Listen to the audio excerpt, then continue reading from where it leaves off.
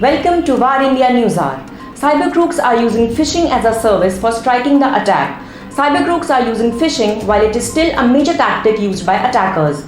It's so easy to get started thanks to fast offerings by cyber crooks. Microsoft has released a report on one of them called Bulletproof Link, which sells phishing kits, email templates, hosting and automated services at a relatively low cost. Phishing kits are nothing new, but this phishing as a service caught the attention of Microsoft's security teams because it lowers the bar to quality phishing even more. With over 100 available phishing templates that mimic known brands and services, the Bulletproof Link operation is responsible for many of the phishing campaigns that impact enterprises today, the report says. With this, the cyber insurance industry is likely to go mainstream and is a simple cost of doing business. The report further states, if the ransomware buyer is lucky, the credentials can include passwords for high-value admin accounts, allowing for greater movement within a compromised network. These phishing service providers host the links and pages, and attackers who pay for these services simply receive the stolen credentials later on. Unlike in certain ransomware operations, attackers do not gain access to devices directly and instead simply receive untested stolen credentials, the Microsoft 365 Defender Threat Intelligence team notes in a blog post. Microsoft has published its research on this operation to help customers refine email filtering rules and adopt security technologies it offers. While phishing kits are sold once in a zip file with phishing templates to set up a bogus login page or emails, phishing as a service includes the whole package. Ransomware service provider models are also influencing how phishing business operate. One notable ransomware technique is to steal data before encrypting it and then either sell that data or use it as leverage during extortion attempts. We have observed this same workflow in the economy of stolen credentials in phishing as a service, Microsoft reveals. Let's look into today's headlines in VAR India. Piyush Goyal launches single window system for investors. The Commerce Minister Piyush Goyal launched a national single window system that will help domestic and global investors in getting regulatory approvals through the online portal, which currently hosts 18 central departments and 9 states. He said investors will get access to all solutions at one click of the mouse through end-to-end facilitation. This would bring transparency, accountability and responsiveness in the ecosystem, and all information will be available on a single dashboard.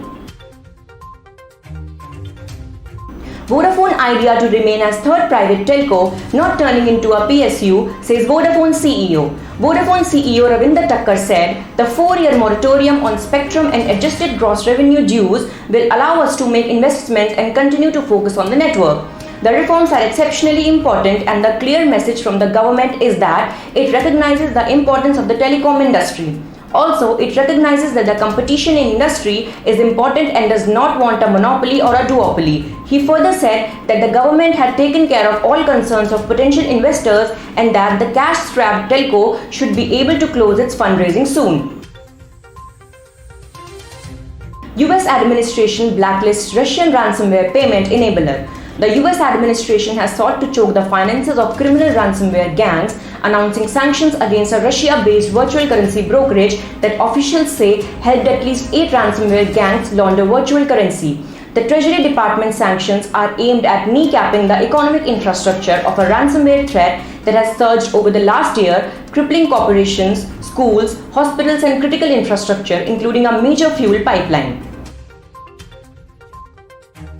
Suspected Chinese hack targets Indian media, says government. A US-based private cybersecurity company has uncovered evidence that an Indian media conglomerate, as well as the police department and the agency responsible for the country's national identification database, have been hacked, likely by a state-sponsored Chinese group. The Insect Group, the threat search division of Massachusetts-based Record Future, said the hacking group, given the temporary name TAC-28, made use of Vinti malware, which is said is exclusively shared among several Chinese state-sponsored activity groups.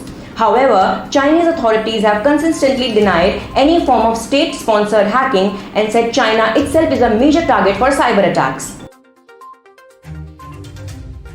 Salesforce CEO Mark Benioff addresses Dreamforce 2021.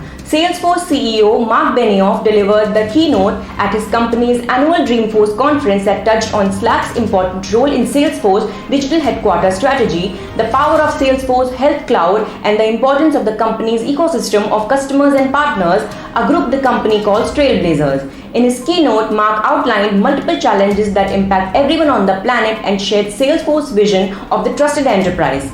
Many organizations have not yet started to reckon with the challenges ahead.